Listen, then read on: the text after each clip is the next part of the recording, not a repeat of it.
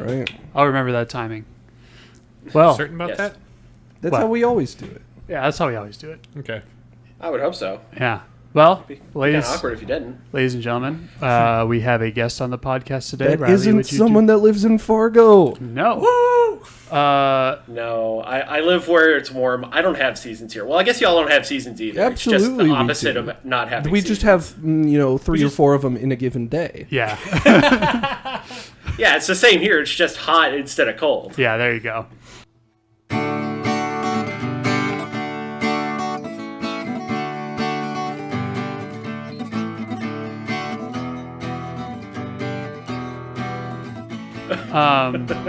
Where it's just hot, cold, hot, cold. How cold does it get at night?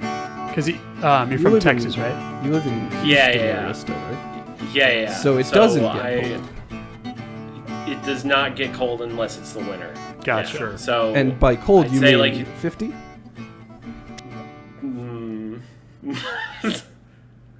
Tropical. tropical compared to y'all for sure. So Tropical introduce compared to yourself, y'all. venerated guest, for all of our Palladian listeners who have never met you before. sure. All 2 of them. Yeah. All 2 of them. Hey, That's a hey, bit we have. Don't That's you talk mess about the 2 listeners. We have a right? bit. Sometimes we have a I'm bit, one of Adam. those 2. It's a There you bit. go. You got to listen to our old episodes to understand the bit. I see. So no matter how many listeners we have, It's 2. always 2. 2 is always a divisible concept, so you can have 2 composed of 2 units of whatever it is that you like. So Naturally. 2 halves, 2 sections, whatever it is, it's always 2 listeners. Always 2. Always 2. Always 2. Or So, more. anyway, I guess introductions for the people on the podcast who do not know me. So, my name is Adam. I am a longtime acquaintance / friend of Riley. Him and I did some missionary work together quite a few summers ago. Gosh, it 4. was like over 4 years ago. 2017? Yeah. Yeah. Dang. And him and I, I have a podcast, and obviously Riley and y'all's crew have a podcast, so we were just kind of talking one day on Facebook, and it's like, yo, dude, why don't we be guests on each other's podcast? So here I am. Collab time. Exactly. My podcast is called Unto the Breach, a podcast about movies, games, and beyond. I have a co-host. His name is Joe. Unfortunately, he wasn't able to be here tonight, but in that podcast, we talk about games, movies, and beyond. But we like to kind of put an emphasis on like the culture around those things, and kind of Right. we do a fair amount of griping, but also a decent amount of fanboying. Yeah.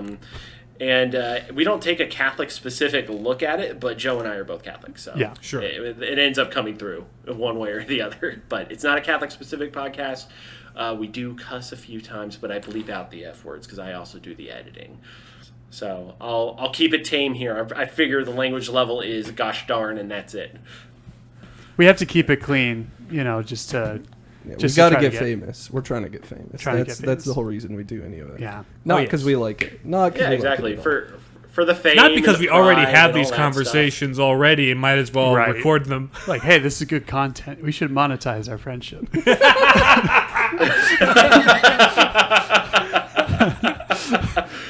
Oh man, I know the feel. Joe and I started our podcast for similar reasons. Like our friends were like, "Dude, I could just listen to you all talk for hours," and we're like, "Really?" And then eventually we're like, "Hey, why don't we start a podcast for real?" And then Yeah. we just It's did like, it. say no You more. know. Right? It's like not doing anything else. Might as well. I mean, in our case, nobody asked for it, but we wanted to, Exactly. so we did it. There you go. Put it out in the world, see who likes it. I don't know if y'all look deep in y'all's Oh, I do. statistics, but like whenever Joe and I look at our statistics, like we are looking, and it's like we have like 1 fan in like Yeah, Turkey it's or always something. weird. Like, there's always those outliers. I mean- Yeah. And then just like a handful of fans in France. So my French boys, if you're listening over here, I don't know how thanks you for how you draw this giving huge a listen. international crowd. We have I don't. we've had like I one really person don't. from New Zealand that listened to one episode, and most recently we had someone from the UK. This is a Kiwi / Brit friendly podcast, I guess, for the Also, benefit of those people. Maple Oh, is it? Maple people. So Lord of the Rings, Lord of the Rings, Lord of the Rings. We have Am I yet to right, cover fellas? that, but we'll Just get 'cause- we'll get to it someday. We've covered The Hobbit. We're trying to get Tea with Tolkien to do Yeah, the Lord of the Rings cast. yeah. Nail down that guest. So. Gotcha. The resident Catholic podcast expert. Well, okay, all the Catholic podcasters are Tolkien experts, but that's beside the That's point. not true. That's definitely not true. Well, I feel like it's tough to be a Catholic nerd without like Yeah, having Tolkien, some though. Like some seriously, just like you're gonna absorb some Tolkien knowledge by osmosis Yeah. at the very least. yeah. I mean, I think that was like the Hobbit movies were coming out around the time Nathan and I got to know each other, so we were kind of that's how we connected.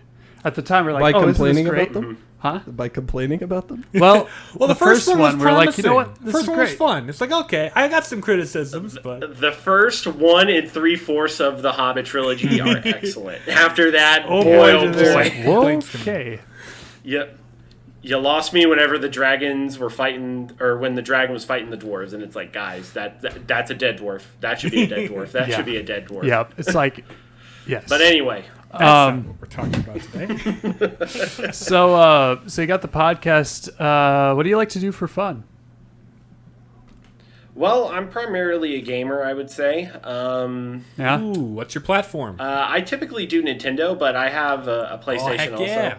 I stick to traditions there. Riley and I had a lot of interesting conversations in Ireland about like the difference between PC and console gaming, because I remember Riley was on the I'm the I love PC and guy. I remember Riley was on the I love / hate Blizzard train before it was cool. Yep. Yep. I was. Can't confirm.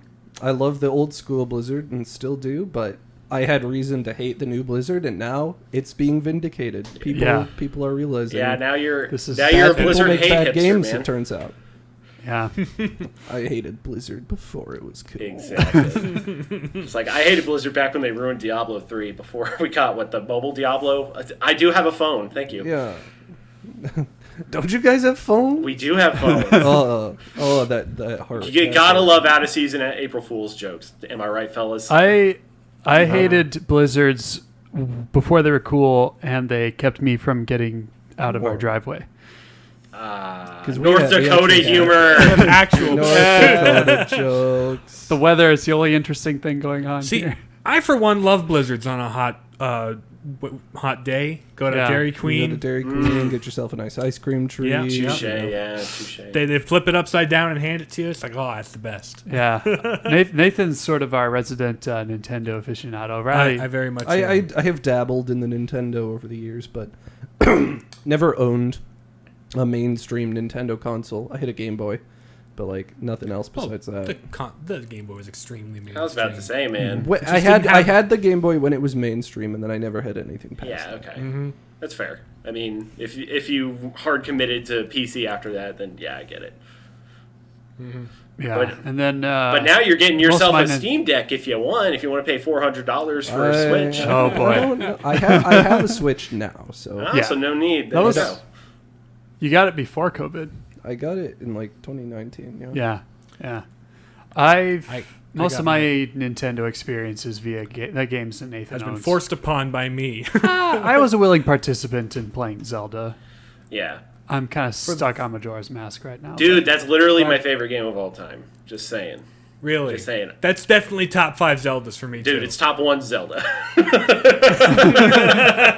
Straight up. I understand why. Straight up. a Like, good one. I would say that was I mean, like, I've gushed about it on the podcast at least twice, but, which you can listen to those episodes, blah, blah, blah, blah, blah, There and we go. follow Onto the Breach. Check But it out. the long and short of it, man, is like, I feel like if you're looking for Catholic themes in Zelda, Majora's Mask is the one.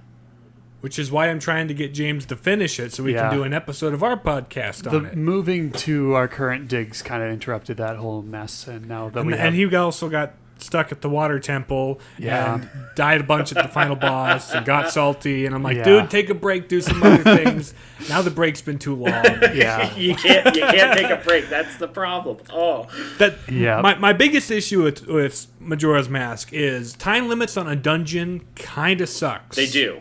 yeah, They do. But That's like my one problem with it. The time limit with everything else, all the side quests and stuff, dude, it makes the world so just rich. I love it. But yeah, for the dungeons, I think they like, especially since there were only 4, they decided to go with a more complex thing. Like, there are some head scratching puzzles in Majora's Mask for sure, and it's like they would be fantastic dungeons if I wasn't on a 40-minute time limit. true, No? but that's where the inverted Song of Time comes in, my guy. Give yourself True, 2.5 hours instead. yep, exactly. Like I managed to get through what was it? What was the name of the temple? Is it the Jungle Temple or what is it? Woodfall Temple. yeah. Yeah. Woodfall Temple. I got through that one for the most part. All right. And then Then the Goron one. Snowhead. Gotcha. Yeah, Snowhead. I did that one. So yeah, this is like the third one. Yeah, great. You're And this is halfway the through. first one I got through a real snag. Yeah.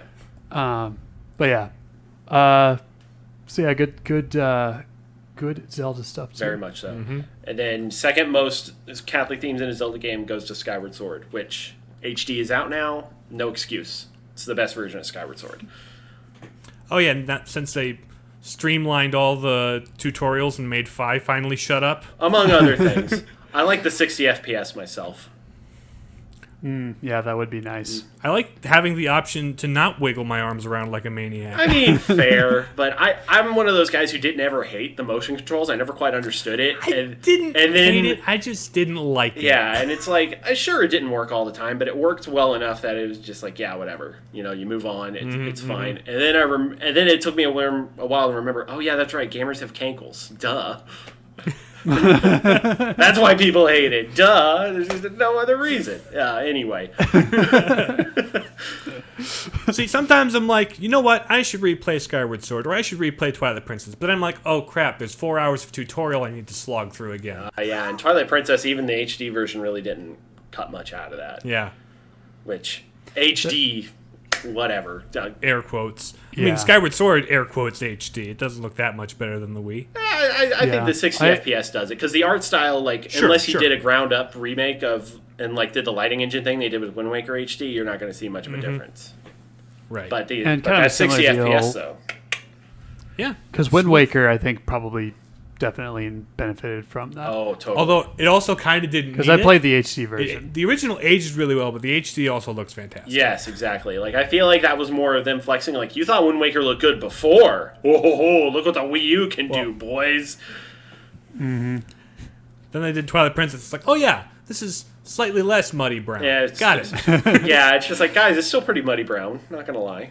The early 2010s were just the brown period of video games. Yeah, exactly. Just if you want to do like a brown album, that would be. Early 2000s. It's just like everyone watched one Linkin Park music video and was like, you know what, this is the perfect aesthetic for our video games. Yeah, exactly. If you're not crawling in your skin, what are you doing? Yeah. Crawling in my crawl. I love it. I love it. What was it? Just all of the Linkin Park AMVs. Very specific time of YouTube. The kids these days, they don't Yeah. understand. Even though the videos are still there. Yeah. Rip Chester Bennington. Yeah, absolutely. May God rest his soul. Sad. Yeah. Well, speaking of God resting souls, we're the Palladium Papists. I'm James. I'm Nathan. I'm Riley. I'm special guest And Adam. I'm special guest Adam. So I guess let's see. This would be a segment We're of doing Philosophical today. philosophical. Ooh, we're getting philosophical. Ooh. Is that what you call it? Philosophical? I like it. In a world where one man will decide whether to pull a lever and kill one man, or not pull a lever and allow 5 people to die, find out in Philosophical.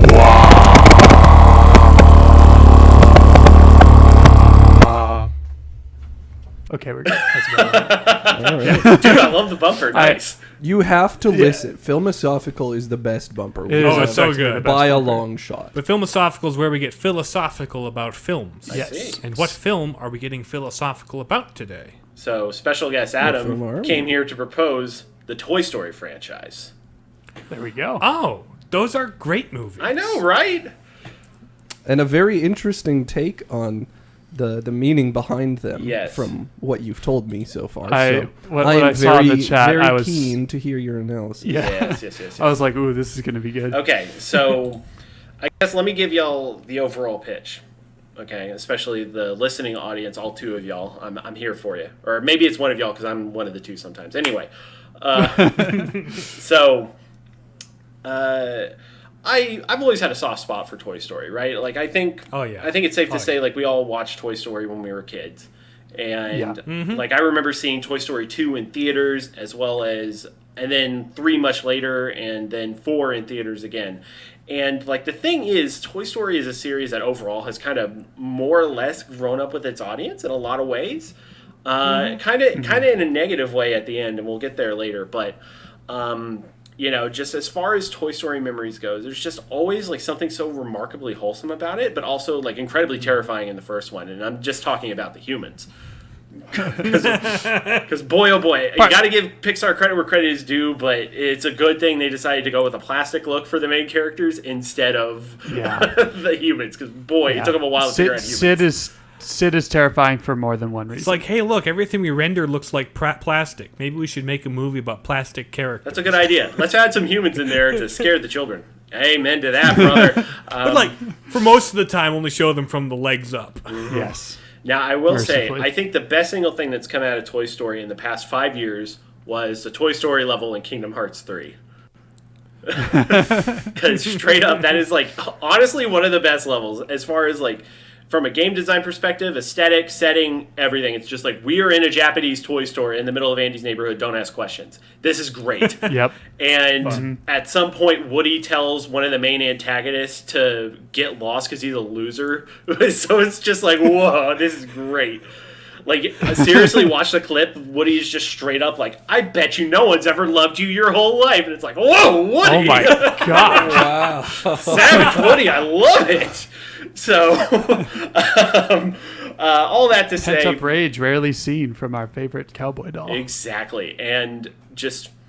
Toy Story as a franchise, I think, has that sort of pull. And I think, ultimately, the reason why it resonates... Like, I think it resonates really well with us as Catholics and Christians because I think Toy Story as a series is a very religious series, symbolically speaking. Right? I see Toy Stories 1 through 3... as stories of keeping the faith, okay? And Toy Story 4 specifically as a story of Woody becoming an atheist. So, because like I remember like watching Toy Story 4 with Joe, and him and I were like, that was an expertly made movie, but I don't like it for some reason. It just doesn't seem like it doesn't seem right. And like, I mean, I've been thinking about this off and on since we saw it in theaters years ago, right in 2019. And I'm stared deeply into the depths of the toy chest, and it stares back. Yeah, basically. And the toy chest finally revealed the truth to me like 2 weeks ago. Whenever we were talking about this, it's just like, wait a minute, that's why I hate it. It's because Toy Story 4 is about Woody becoming an atheist. But anyway, let me lay down the symbolism for you, the general framework. So, a toy's purpose, as shown through movies 1, 2, and 3, is to be played with, to bring joy to their children. Okay? Mm-hmm. Look at the children as the toys' gods. The center of their universe. Exactly. Mm-hmm. The purpose they were designed for, what they were made to interact with. Mm-hmm. Is to bring love and joy to their owners, to their God, right? And that's what brings them joy. Exactly. And in Toy Story 1 specifically, right, it ends up being a story of, like, Woody being jealous, and that jealousy leading both him and the victim of his jealousy into hell and then back out of hell. Okay? Hell in this case being Sid the neighbor and the way that he abuses toys. So I think that one's probably the cleanest analogy for it, and we can get into some minutia there as well. But moving on to Toy Story 2, essentially think of it as like, you know, Woody is afraid that his God has abandoned him, right? Because he gets his arm ripped and he has that nightmare where, I don't want to play with you. I don't want to play with you. Right? Nightmare fuel for every child watching it. Mm-hmm. Yeah. And only because of the blank stare, which they're like, you know what? It's a creepy stare anyway. Let's own it. And then, again, he goes through this story of, like, do I reject my God, Andy, or do I embrace this new opportunity, which is free from him?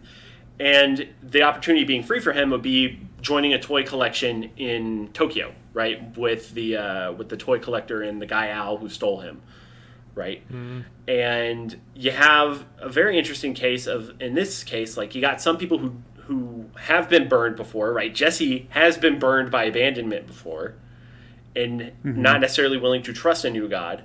And then Pete, who's never really known God because he's a toy who's been sealed in the box. And because he never knew God, he's like, no, this is the best thing for us. We're going to go to a toy collection and be adored forever. Because for him, the best thing ever is to be admired. And what better place to get admired than in a museum? Meanwhile, you got like the B plot of Woody's friends and all of them coming to his rescue, you know, trying to save his soul, right?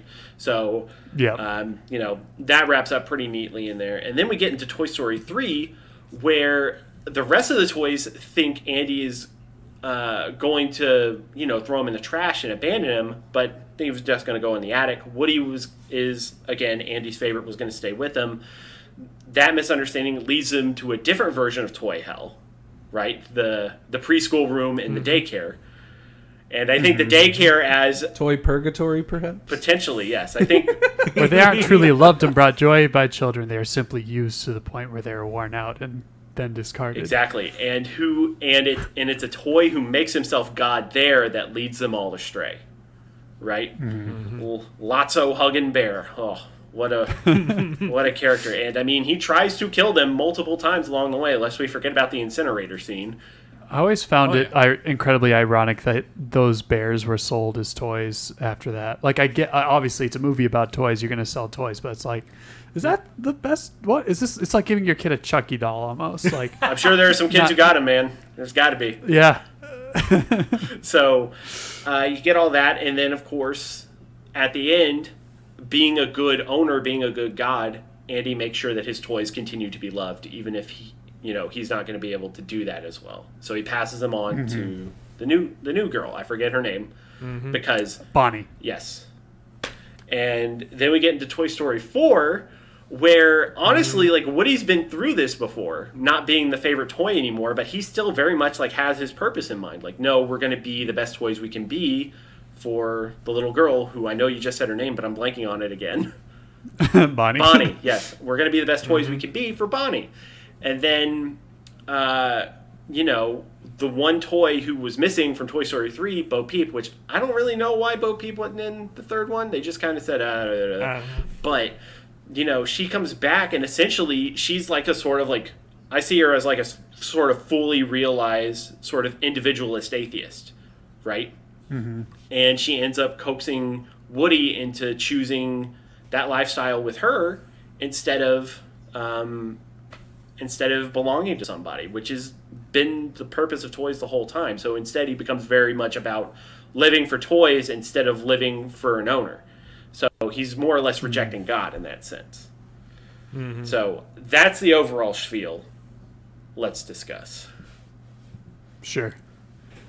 Yeah, I really like the the analysis of the first one. I think you hit it straight on the head. And the other interesting thing is Buzz is in denial about the existence of God. He still thinks he's an individual with his own thing going on. Yeah. And Woody converts him. He does, yeah. To the point where he lives in his own reality that he thinks... His own reality made up for him. Yeah. But, I mean, it's sort of implied he can't really help it. He thinks he's really Buzz Lightyear. Yep. I mean, he's really kind of the model of the humanist. Like, he's living within the confines of what he knows that he can come to by natural reason. The stimulus around him, the environment, the data that he has is insufficient to conclude that toys are meant to live for people. To the point where he's reciting a speech that's straight off the back of his box. Right. He's working with only human data, and once he receives the data of revelation that Woody has to give him, he is able to then start doing theology. Then the poetic irony of it, I suppose, is in the second film, when Woody is thinking of abandoning Andy, it's Buzz who ultimately talks him back into it and reconverts Woody through their friendship and their partnership in the faith, essentially. Yeah. It's like the Catholic countries of Europe evangelizing Ireland, and then when they lose their faith, Ireland sends missionaries back centuries later to bring them back. Or I guess in this case, like Africa and Asian countries, right? Yep. Exactly. Yeah, and it's very much a sort of reciprocal sort of discipleship sort of model, especially shown between those two movies, and even in the further movies as well, because there's times when Buzz helps Woody and times when Woody helps Buzz. But yeah, like especially like going back to the first movie as well, like lest we forget, like the sin that basically dooms them to hell for a while is Woody's jealousy. Because initially Woody is trying to just kind of push Buzz out of the way so that way, you know, he's the only one and Andy has to make a choice real quick, no toy or Woody. But in doing that, the rest of the toys think he's trying to kill Buzz, including Buzz. Mm-hmm. So when Buzz confronts him in the car as they're leaving Pizza Planet, that's whenever they get lost. And boy, oh boy, like, nothing fills me more with anxiety than the idea of being a toy whenever you are lost and seeing the car drive away. Because it's just like, you're done. Yep. You're done. Yep. You know? You're going to wander the streets forever. Yeah, and I feel like the outside world is probably as good of a metaphor for toy purgatory as can be. Right? Like out in the wild. Which is interesting because Woody's friends, led by Buzz, go through that toy purgatory to rescue him. Mm-hmm. They do. In the second movie. They have to brave, they have to cross the road in caution cones and brave Al's toy barn trying to find him. Mm-hmm. For sure. And, like, you'll remember, like, in the climax, whenever Woody and Buzz are catching up to the moving truck, right? Mm-hmm. Like, the other toys are trying to get Woody to go away because they're like, you're a sinner. We don't want you in our society anymore. Bye-bye. Enjoy being with Sid. And, eventually when they saw Buzz was alive, they're like, oh, no, everything's actually great and we're being jerks. But even... Great, now I have guilt. Yeah, exactly. Rex. And then within, like, the actual segment of Sid, right, like, you see how he abuses all the toys, and, like, at first you're like, you're kind of supposed to think of these other mutated toys as sort of grotesque monsters. But then you realize they're just ordinary toys. Like, these are the poor, unfortunate souls who, can't really cause any harm. It's just they've kind of been doomed to this metaphorical hell, right? Being in the ownership of a bad owner. And, from they end up having to kind of break the unwritten toy rules a little bit to get away. Just got to give Sid a little bit of good old PTSD. And then off they go at that point. So... I think the first movie definitely, very much, it's a religious story. It's about falling from heaven and then getting back into heaven. Yep. Mm-hmm. And then Toy Story 2 being distracted by, experiencing doubt, being distracted, but then being brought back by the friends who ground you to the faith. Very much so. Very reciprocal in that way. And I feel like there's not as many details to really go over with that one. Like, no offense to the Toy Story movies, but I feel like 1 and 3 are like on like 3 tiers up, and then like and then you get Toy Story 2, and then like below Toy Story 2 is 4. So it's just kind of like all there. Which is interesting because I think Toy Story 4 is the one that made me laugh the most out of all of them. Yeah. I haven't seen Toy Story 4, but I've been planning to. The other 3. Spoiler alert, it's a story about atheism. It's a spoiler for the podcast, as we like to say. Yeah. I've heard, I think, because you'd seen it. And I had. You said there was something about it you couldn't quite put your finger on that it's like, I don't like this one as much. Well, on the surface, it was more like Toy Story for me is the story about Buzz and Woody and their friendship. Right? And this was Woody the movie. I need to run to this. Oh.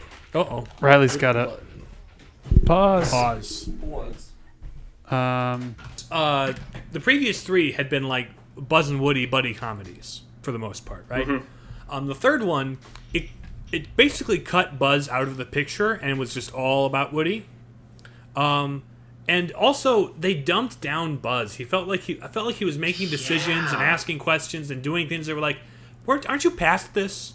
Aren't you smarter than this? Haven't you learned? 4 definitely felt like a character regression for Buzz, and I didn't like that too much either. I didn't particularly like that. And it's like in 2 and 3, you sort of see, because Buzz has other Buzz who still thinks he's like a regular toy, so he has to sort of reckon with that again. Well, that happens in both movies. Yeah. First it's utility belt Buzz, and then it's Spanish Buzz. Yep, and Spanish Buzz. Utility belt Buzz is a reflection of what he was in the first film. But then he solves his daddy issues. And then I love Spanish Buzz in the third movie is just like, I guess, a Spanish stereotype. I don't know. Toy Story 3 make it cancel in 30 years. Who knows? Yeah. But I mean, it's hilarious. It was fun enough. Oh yeah, for sure. It's in good fun, but when will good fun not be good enough? Well, the two of you. That's a deep look on society. Anyway, let's see. Yeah, I'll have to. I mean, when I heard they were making Toy Story 4, I was just like, Why? I mean, of course, but why? Maybe not to the extent of Finding Dory. Finding Dory I was a little mad about, but that's a whole different topic for a whole different day. But Toy Story 4 is like, okay, I understand, but you didn't have to. Why did you go back to that? But yeah, I feel very similar. Like, whenever they announced Toy Story 4, I'm like, why? Because everything was so perfectly resolved. Yep. Just leave it be. What are y'all doing? they all had closure. Why make up extra closure for Woody? the closing shot is Woody going like, "So long, partner," and off into the sunset to college Woody goes. It's like, well, I suppose the real ending is like they're celebrating with their new toy However, friends. given the end, if we're applying the symbolism of Andy being God and like the transference of worship to a new deity, like Old Covenant, New Covenant. that's not really how I saw it. No, like it almost makes sense that the toys eventually begin to sort of question everything and move towards this nihilistic mindset that you see come out in 4. When their God is lost to them and they have to adopt a new one, it's like, what even is this about? What are we doing here? Like, aren't we supposed to be loyal to this guy? Like, I understand that we, transferred our allegiance to this new person or whatever, but also it sort of seems to logically follow from the conclusion of 3 in a certain way. And Yeah, I feel like the way they made 4 is probably the best logical continuation and whatnot that they could have done. Obviously, I disagree with how the ending went, but Right. we'll get there. Yeah. But I agree with you on that point, Riley. That it's just like that's the best way they could have like taken it and kept going.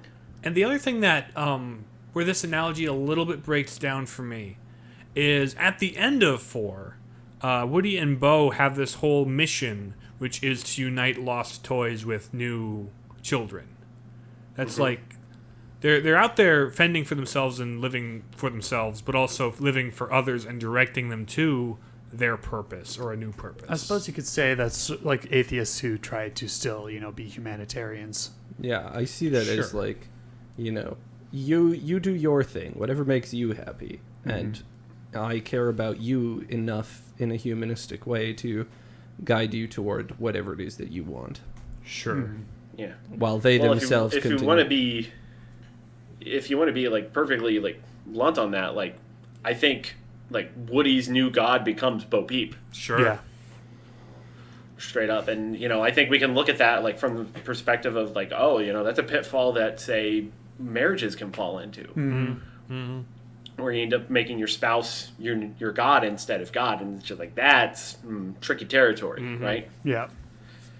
Or like, shoot. Yeah. I had a point, now it's gone. But It's okay. not uncommon. It's okay. I get you. I understand. It happens to me all the time. I usually just shout it out randomly, like 5 minutes later when I remember it. Yep, So. exactly. Exactly. But yeah, it's because Woody's like through it all, even in his doubts and stuff, he's like sort of the most steadfast and loyal toy, and the others sort of follow his. It's my understanding that Buzz sort of takes over the sort of patriarchal role in the toys when Woody leaves, and then there's the whole deal with Forky. Oh yes, Forky. I do love the symbolism of somebody being complete trash. Like, no, you're not trash. You're my trash. I love that. And like, I remember when they revealed Forky, I'm just like, what are they doing, and why am I going to get emotionally vested in this character? How is this character going to make me cry? It's just like I knew it was just like this is dumb. I don't know what they're doing, but I know it's going to make me feel things. And it's got Buster from Arrested Development as the voice. So let's see where they go with this. Yeah, and I think Forky is a very like honestly a very good character as a whole. Cause yeah. it gives Woody like somebody to mentor. Yeah. Right. Because his whole deal Like, is you need to learn how to be a toy because you weren't a toy, you were a utensil. he was made in like one of Bonnie's Like craft classes, googly eyes, and pipe cleaner arms and stuff. But then he becomes her new favorite toy, and he's like, "No, I'm not a toy. That's not what I am." Isn't he like I'm trash. mildly suicidal? By the trailers that I saw, anyway. Yep. And Very much so. Woody has to pull him out of the trash multiple there's times. this whole like montage sequence with the Randy Newman song in the background, but Woody's constantly pulling Forky out of the trash. It's That's really kinda dark. entertaining. Yeah, kinda dark. I mean, it's honestly excellent. But it honestly, like, as far as the mechanics of the world goes, it's just like, wait, like, do toys become sentient whenever they achieve like a toy form? At what point does an inanimate object Or is it become just a toy? the love of a child that creates the them life and makes that is them a breathed toy into them by the by their creators? by their by their creators. god, yeah, exactly. Like if I use a hat as a toy, does the hat become sentient? Like, where does the line get drawn on these? When does I it- figured it was just within like toys that look like that have a mouth. I mean, the Are there first toy movie, factories Things where like that there's are- just I mean, conscious toys you know, flailing about on the assembly line, wondering how they got there? Like, Form is an important concept in ontology. what is the so- matter of a toy, and what was the form of the toy? I mean, the Well, first the movie had a matter fish hook with is legs. Matter is just stuff. The form is what is important. So it's if something is used as a toy, a hat can be made to be a toy. If it is not functionally used as a hat for its primary purpose, and it is primarily used as a toy and created as such, that would make it a toy because it was designed to do that. It depends on its design, and it depends on the way it's created. I suppose, yeah, because it's like humans and animals. We're imbued with an eternal soul and all that stuff. You can't make something sentient just by making it look like a human. It has to, have that additional component of purpose and intent. And I guess in the world of Toy Story, the additional component is the love of the child. That makes sense. It's better than any other we go. explanation that I've heard. Or at least the willingness to play, because some of those monstrosities in Sid's room are also counted as toys. And well, come to those are life. like mutilated toys who previously that's existed. a twisting a satanic twisting of the form of toy. Yeah, There you go. He still has the power to bestow toyhood onto the objects, but also in a twisted and backwards way, such that it mutilates and harms. Sid is sort of the Yeah. evil Melkor who is mutilating the toy elves into his orcs. Yeah, you got it. See, That's a very apt analogy. I was about to say, yeah, Sid loves the toys, just not in the right way. Yeah. It is a very destructive and self-interested love. What are much Sid's Silmarils that he's Probably the matches. I'm gonna go with the matches. There we go. The rockets. The matches, the rocket, and the duct tape. all things pyrotechnic. Yes, exactly. Which I guess makes Woody Sauron in a way, but we'll Let's save that one for That's a different theory for a different day. That's just a theory. Miscellaneous podcast movie theory. I'm not Matt Pat. Thanks for listening. Well, so all the discussion and debate aside, what are some of the things that we all enjoyed about the Toy Story films? I'll let you guys go first because I need time to think. Cool. Well, who wants to start us off on this side of the? I can't remember the last time I watched a Toy Story film. I watched them So a I've lot. probably seen them more recently. Just I having watched- younger siblings that I've been home with. My younger brothers were big fans of the movies. I mean, obviously I was too, but when growing up, my two little brothers loved watching it all the time. And then my nephews later also really enjoyed watching it. So I've seen the first three many times over the years. And it's one of those films where honestly I don't, or series, whatever. I don't really get tired of watching them because they still have that sort of timeless like classic movie quality to them. They're timeless entertainment for all ages. It's not like they're kids' movies and you just excuse a couple of dumb jokes because they're kids' movies. They're like intelligently written and they're fun to engage with no matter what your like level of understanding is. And from like the film production nerdiness side of things, you know, Toy Story was the first 3D full feature animated film. And it doesn't just have that feather in its cap of being the first one. It's actually a legitimately good story. Yeah. Yeah, exactly. It's not just some novelty like the first this, the first that. It's like, no, that's not the only thing about it. And this whole era of animated films that we've had for the, 25-ish years since. Basically our whole lives, Yeah. all came from Toy Story. Yeah. Pretty much. It was. If there was all no of Toy Story, we animated wouldn't films have are but a ants. footnote. Am I right, fellas? Oh man, I'm sure Ants is that movie everybody's mom rented for them because, well, when that was the thing, because they thought it was A Bug's Life, right? Yeah, Ants and A Bug's Life came out pretty close to each other. Yeah. They did. In fact, I think the story goes that Ants was an earlier version of Bug's Life that what's his face founded DreamWorks in order to make it happen sooner. Yeah. Yeah. But without Ants, we wouldn't have Prince of Egypt. So worth. There we go. And Prince of Egypt's fantastic. Yeah, we're gonna Excellent. have to cover that one of Excellent. these. It is a Why? But did you know that Prince of the Egypt. original draft of Toy Story, or rather, not the original draft, but like the second draft, like the one that Disney corporate was actually pushing for originally, was for it to be an adult comedy? So Where Woody's more, just an absolute jerk of a marionette. more along the lines of Sausage Party than the children's animated movies of today. Yeah, probably Probably less vulgar because less. 90s, but Right. it was supposed to be like, the toys are cussing at each other and complaining about having to be played with. Are you cussing with me? You cussing with me? Don't cuss and point at me. Exactly. I mean, the first animation test of Woody, I believe, had used audio from Turner and Hooch Yep. to convince the Tom Hanks to do the voice. Yeah. Yeah.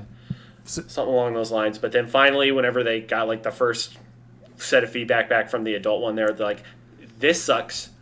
Do what you were gonna do." Yeah. and they sort of, the writers for Toy Story managed to strike this like Muppets-like balance of like humor for kids that on a second level is still funny for adults. And also like this amazing amount of wholesomeness Oh, yeah. throughout. Yeah. Right, because ultimately the theme of all the movies is trying to be the best toy that you can be. Yeah. Right, or in our case, being the best humans we can be. Obviously, the way they go about in 4 is up for contention, but at least in the first 3, it's pretty straightforward. Yeah. On that I front. have to say my favorite sequence probably of the whole series is probably like when Buzz flies, which is that iconic scene where it's like, this isn't flying, this is falling with style. Heck yeah, it is. Yeah, they break free from the rocket. And yeah. And the score and everything is just Oh, dude, so good. Yeah. Beautiful.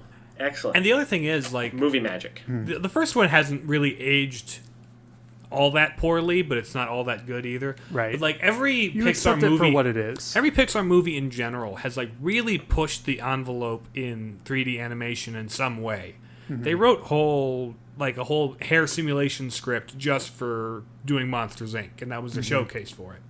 And Finding Nemo was water, right? And every Toy Story film comes out looking even just all the more impressive as they go along. The Toy Story films, kind of punctuate the different eras of Pixar. Like, look at 1 and then 2 and then 3 and then bumped my mic. But going from 3 to 4, the mud in the first scene where they're saving RC, it's like, dude, that's some Yeah, I know. There's craftsmanship right there. There's a lot of animation flexing throughout the series. Oh boy. Which really just Pixar in general, there's always at least one sequence where it's like, okay guys, time to flex on the haters. Yep. Audible flexing. Yeah, audible flexing. Very much so. And I mean, I used to work in the animation industry, so I know, man. Like, I was just like, God, you guys didn't have to do that. You just did that to show off.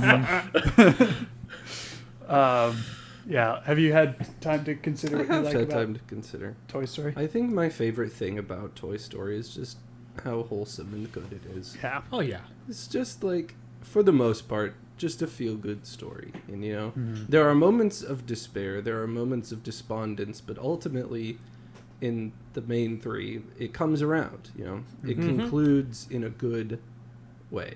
Yeah. It's the friendship between Buzz and Woody. It's the support from their found family of the rest of the toys in Andy's room. They all come It's together. You got a friend in me. Yeah. You got a friend in me.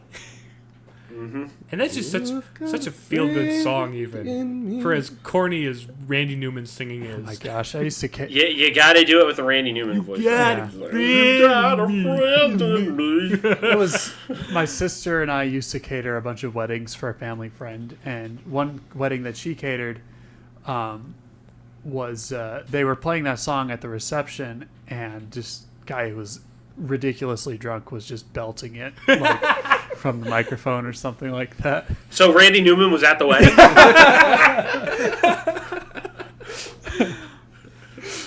That's amazing.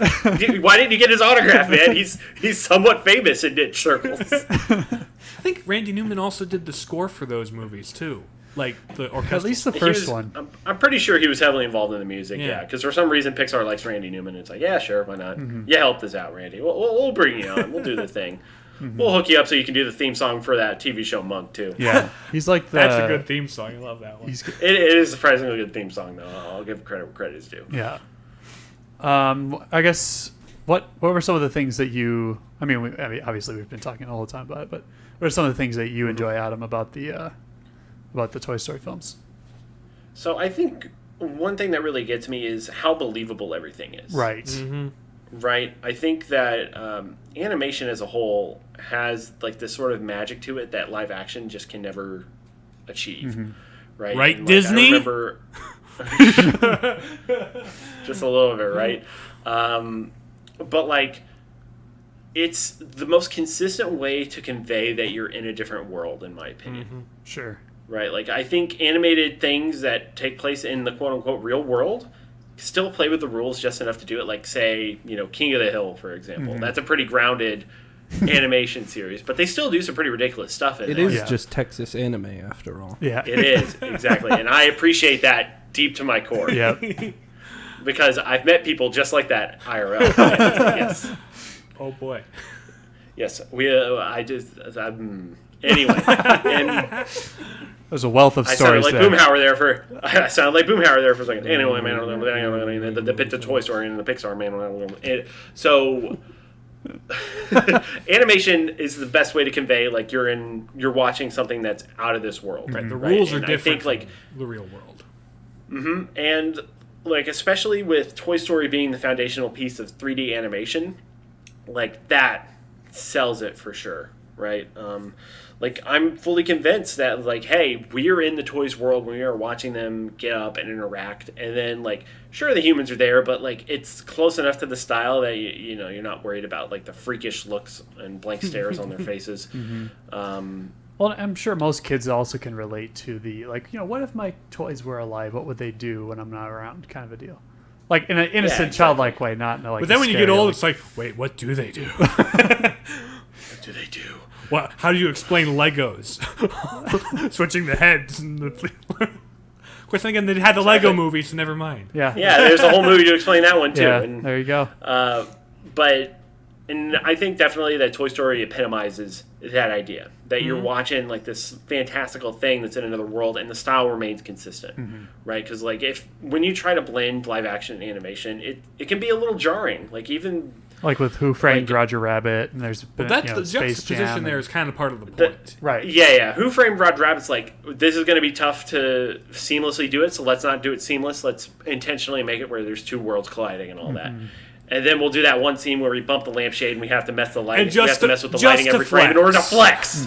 So, Or you have That's right. Smurfs where it didn't really work so well. Or Alvin and the Chipmunks and Garfield, and the laundry list goes on. Yeah. and Tom and Jerry most recently, rest in yeah. peace. Yeah. Tom's been And- beaten enough.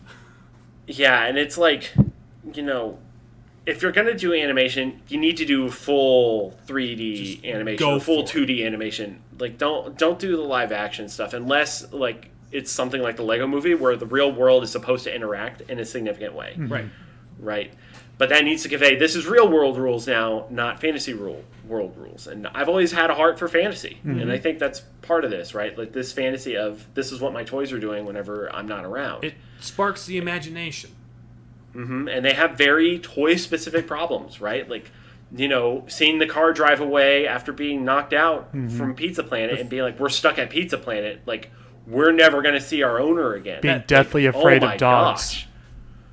Yeah, being deathly afraid of dogs. That's like another interesting thing about these movies. They're stories you could only tell from a toy's perspective. It's not like a human problem, but it's toys doing it. It's like, no, what happens when you're not the favorite toy anymore? What happens when you get forgotten? What happens when you...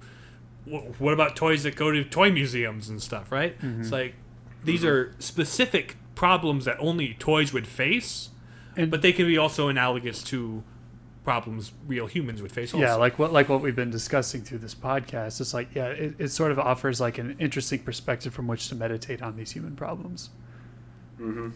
For sure. And definitely like the problem of faith as well. Because, you know, admittedly, like in Woody's case, even going back to the first movie, he never knows if he's the favorite anymore. Like really, like the whole series is about him losing favoritism one way or the other. I'd say the only movie where he truly maintains it throughout is in the third. But I think the point of the first one is for Woody to get over that favoritism and just learn to share, pretty much. More or less, yeah.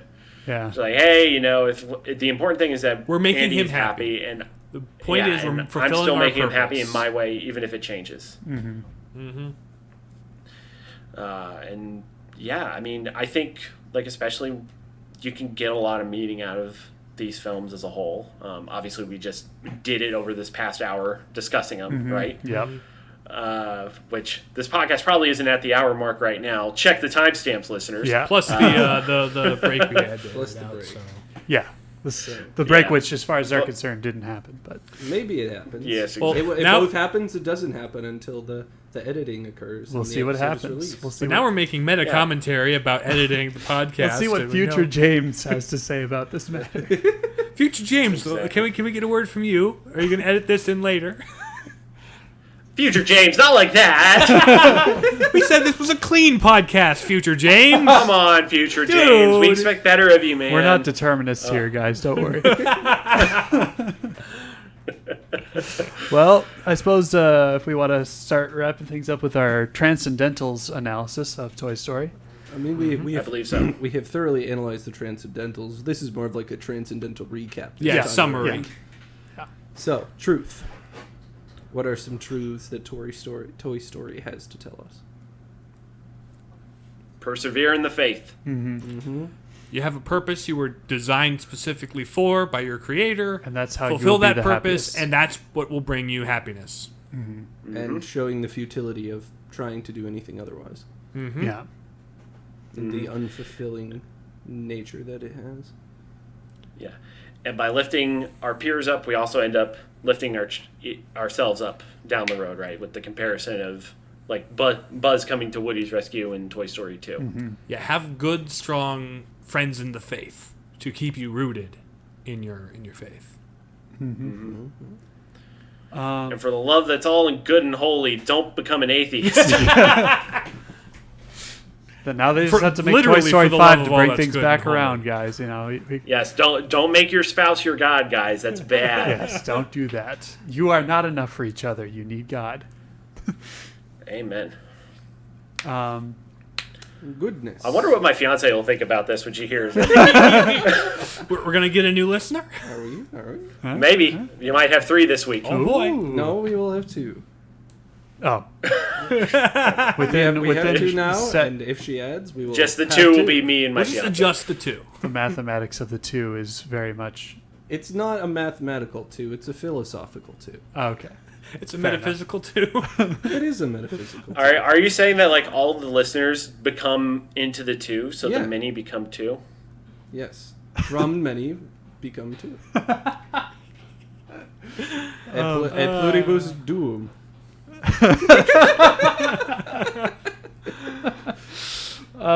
Goodness. What are some elements of goodness in the Toy Story films? Yeah, so like I was saying in my favorite things, like there's just so much about the films that are wholesome. It's a feel-good experience, and it really touches on those relationships and community that is just really life-giving. As much as the toys like to bicker and argue and have their spats, like they still genuinely care about one another. Right. Absolutely. Except for the Mr. Potato Head Yeah. towards Woody for about half of Toy Story 1. Whoa! Backstab and murder. Oh, Don Rickles. Look at me, I'm a Picasso. You uncultured swine. He's so sad. I didn't understand. There's a lot of jokes in there I didn't understand until I was the older. writing is funny. Yeah, and honestly, the humor is just really good too. Oh, yeah. It's like it's- uplifting, it's positive good-natured humor. humor. Yeah, I think there's only one poop joke in the whole series. And that's like something you'd have to like think about to be like, oh, that's what they're talking about. Yeah. Was that in 3? That was in 3 Yeah. when he was in the box. Yeah. Although I gotta admit, in 4, my favorite character is the Canadian medieval Knievel toy. I forget his name. Duke Kaboom, he was the Duke Kaboom, John voiced Wick. by Keanu. Keanu Reeves. Yeah. He's amazing. He was He is funny. amazing. He's my favorite character by far. And the idea of a toy being very disillusioned with failing to live up to his own commercials. It's a very toy specific problem, right? He's got this like whole identity crisis about am I actually worthy? Aren't the villains like these scary looking dolls in Toy Story 4? Yeah. Kind of. Kinda. Yeah. They're not the final villains, I would say. Like, really, I wouldn't say there is a final villain per se, but like, There's only a secondary villain. The primary villain is just timing. They're racing against the clock, sort of. Sure. yeah, it's more like Woody versus the situation rather than Woody against a specific thing. And really, they're a secondary villain because they're just stalling Woody. Mm-hmm. So, But they're a little creepy because they're like marionette puppets and they're kind of limp a little bit as they're doing stuff. It's funny. Beauty. Beauty. Obviously, like we talked about how discussed. fantastically animated they are. Great soundtrack. Good soundtrack. Well written, well acted. Like, so good. Clean humor too. There's beauty in Oh, that. absolutely. Very cleverly written. And overall, the storytelling draws into, I suppose, the unity of it all for the final one. Story, like everything works together to tell the story. I mean, the whole series, the whole movie, it's all unified by the idea of this being a toys story. Like we said, they're all very toy-specific problems that they face. And so using the idea of toys coming to life as the founding like idea of the movies, it leads to the stories we have. It leads to the conclusions they come to about what it means to be a toy, except for in 4. So yeah, they're very unified in that kind of idea. Yeah. And part of me thinks that, like, especially Toy Story 4, like, I think they're also trying to give themselves room when and if they do Toy Story 5. Yeah, being the Disney Plus Right. universe we live in now. Yes, exactly. And also, like, from the practical standpoint, like, they had to drop a lot of old actors, and how do you do that? Yeah, a lot of people died on that I mean, they cast. replaced the actor for the Slinky Dog in 4 And didn't in 3 and 4. didn't Don Rickles die too recently? Yeah, Just he's passed away since the series started, too, yeah. So, It's only going to get more and then challenging. I'm sure they don't mind distancing themselves from Tim Allen, so Yeah. Yeah. there's that, too. Like, if you want to be really cynical, you can assume that's why he had less of a role in Toy Story 4. But Maybe. if you want to be It's really hard to say. cynical, but I mean, maybe that's also why they wrote Buzz to be an idiot. could be. Maybe. Who knows? Well, No, you're not supposed to like. Just you want to be the last man standing. This is what you get, Tim. Ooh. Man, we're hitting all of our points. You're doing a lot better We than are me. hitting all of Kudos. We are hitting all of our bits. We are hitting all of our. We are hitting all of. We are hitting all. We are hitting. Of the bits. We are hitting. We are. We. Yes. There we go. Another check. In the box. Another box check. So it was sentence reducing for no discernible reason. Sentence reducer. Oh my! And now they're all done. Speaking of being done, Thanks for listening to the Palladium Papists. You can listen to us on Spotify, Stitcher, Google Podcasts, and Apple Podcasts. Follow us on Twitter and Facebook at Pal Papists. If you have any questions, comments, concerns, or complaints, or suggestions for future episodes, email us at palladiumpapists@gmail.com. And Adam, Adam, do you have anything to plug? Any to last plug? words? Sure. I'll go ahead and plug my podcast again. So if y'all like the way that I presented myself here, I have a podcast as well. We have quite a backlog of things. There you so go. feel free to go through those. It's Unto the Breach, which is with a U, UNTO The Breach, not to be mistaken for the Knights of Columbus. Into the Breach. I don't know. I was thinking that too. Not to be mistaken for that, even though I am a Knight of Columbus, but that's neither here nor there. Unto the Breach, a podcast about movies, games, and beyond. Me and my buddy Joe do that. We usually post new episodes on Mondays when we do. Admittedly, we've kind of been sucking about doing it every week for a while, but usually we'll have an episode at least every other week, sometimes every week. And we usually alternate between games and movies, so if you're more like, hey, I want to hear game stuff, do that, or more movie stuff, and then we also just throw a grab bag in there. We did one episode where we came up with a fast food menu. That was pretty fun. But you can follow my podcast at Unto the Breach Podcast on Facebook, and you can follow us on Twitter at Unto... Oh, I'm sorry. Hold on. Rewind. Our Twitter handle is at Unto the Podcast. Our Facebook is Unto the Breach Podcast. There we go. So follow us on those, and then you can also find our podcast wherever podcasts are found. Stitcher, Apple, Spotify, Google, or personal website, blah, blah, blah, blah, blah, blah, blah, blah, blah. Enjoy. Yeah, we'll have relevant links in the description of our podcast after this. So, Much appreciated, gentlemen. alrighty. Well, it's been a pleasure having you. Thanks for coming on the show. Absolutely. Thanks for having me. It's been a pleasure. I enjoyed tonight. It was very good. Perhaps we could do this again sometime. Maybe. Maybe. It depends on what you guys are offering. No. yeah, sure. We're offering Sure. exactly If y'all- 2 listeners. Ooh, I like 2 listeners. Deal. All right. And we will catch you guys next week. Bye. Bye. See ya. Bye.